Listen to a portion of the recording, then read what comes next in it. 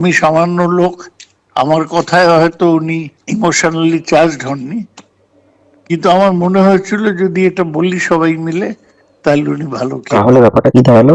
উনি মোটিভেট করেছেন, এরকম কিছু মন্তব্য করার জন্যই সেটা রোহিত শর্মার কানে পৌঁছালো। তাই রোহিত শর্মা চার্জড আপ হয়ে মোটিভেট হয়ে ৭৬ রানের এত সুন্দর ইনিংস খেললো ফাইনালে।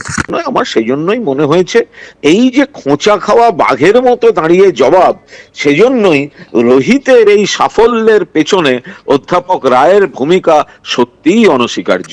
হয়তো লোকটা এতদিনে ঠিকঠাক কথা বলেছে। হ্যাঁ, আমি কয়েকটা রাজনীতি বিশেষজ্ঞদের রোস্ট করিও না বা তাদের নিয়ে সমালোচনা অ্যানালিসিস করিও না।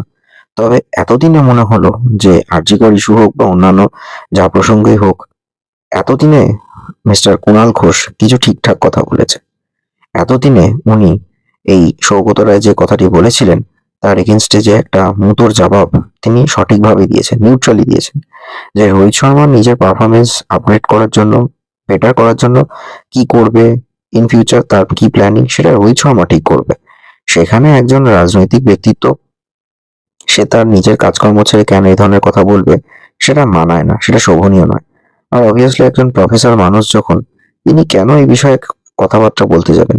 মানে ব্যাপারটা হয়ে গেছে এরকম যে দেশের অ্যাডমিনিস্ট্রেটিভ হোক, বিরোধী বা ওই রুলিং পার্টি, এসব ছেড়ে ছুড়ে দিয়ে এখন একজন ক্রিকেটার কি রকম পারফরমেন্স করবে সেই নিয়ে মতামত দিচ্ছে, এবং তার পরিপ্রেক্ষিতে একজন বিপক্ষে আবার নানা রকম কথা বলছে, তা সে মদন মিত্রই হোক না কেন।